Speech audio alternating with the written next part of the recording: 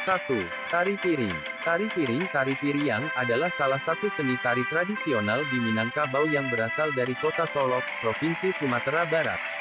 Kenapa disebut tari piring? Karena tarian ini dimainkan dengan menggunakan piring sebagai media utama. Piring-piring tersebut kemudian diayun dengan gerakan-gerakan cepat yang teratur, tanpa terlepas dari genggaman tangan. Tari piring merupakan sebuah simbol masyarakat Minangkabau. Di dalam tari piring gerak dasarnya terdiri daripada langkah-langkah silat Minangkabau atau silek. Konon, tari piring ini merupakan ritual ucapan rasa syukur masyarakat setempat kepada dewa-dewa setelah mendapatkan hasil panen yang melimpah ruah. Ritual dilakukan dengan membawa sesaji dalam bentuk makanan yang kemudian diletakkan di dalam piring sembari melangkah dengan gerakan yang dinamis. Setelah masuknya agama Islam ke Minangkabau, tradisi tari piring tidak lagi digunakan sebagai ritual ucapan rasa syukur kepada dewa-dewa. Akan tetapi, tari tersebut digunakan sebagai sarana hiburan bagi masyarakat banyak yang ditampilkan pada acara-acara keramaian. Ketika dimainkan, tarian piring diiringi oleh alat musik talempong dan saluang. Jumlah penari biasanya berjumlah ganjil yang terdiri dari 3 sampai 7 orang. Kombinasi musik yang cepat dengan gerak penari yang begitu lincah membuat pesona tari piring begitu menakjubkan. 2.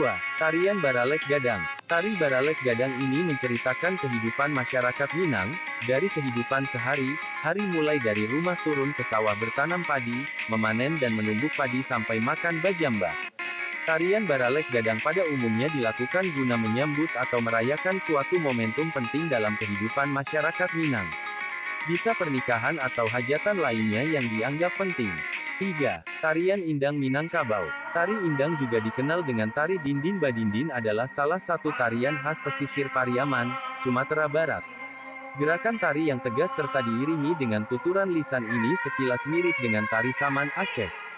Namun gerakan tari Indang lebih variatif dan syarat akan nilai dakwah Islam. Tari Indang sebenarnya merujuk pada alat musik tradisional menyerupai rebana, namun berukuran lebih kecil sekitar 18-25 cm. Ini pula yang menjadi pembeda antara tari Indang dengan tari Saman. Jika tari Saman menggunakan pelafalan serta bunyi-bunyian akapela yang berasal dari tepuk tangan dan anggota badan, tari Indang banyak menggunakan indang sebagai pengatur tempo musik. Tari Indang dulunya dimainkan oleh pemuda selepas mengaji di surau-surau. Nyanyian disesuaikan dengan tujuannya sebagai sarana pendidikan dan dakwah Islam. Ketika masa-masa berikutnya barulah kemudian tarian ini berkembang menjadi tari yang sifatnya hiburan, tanpa menghilangkan sisi dakwah tentunya. 4. Tarian Rantak Minangkabau. Tari rantak mempunyai gerakan sangat dinamis, dan gerakannya juga terinspirasi dari pencak silat. Tarian ini merupakan salah satu tarian yang mengedepankan dan menegaskan ketajaman gerakan si penari. Keindahan tarian ini bukan hanya terdapat pada gerakannya saja, tetapi juga pada kerentaka penari yang menimbulkan bunyi dari hentakan kaki yang selaras dengan ketegasan gerakan. Tari rantak ini biasanya ditarikan oleh beberapa orang laki-laki dan perempuan dengan menggunakan pakaian yang berwarna merah serta emas, dengan dikombinasikan dengan pakaian yang warnanya cerah, musik yang dinamis serta gerakan yang kuat dan tajam ditambah dengan hentakan kaki. Tari rantak ini akan menghipnotis mata para penonton yang melihatnya.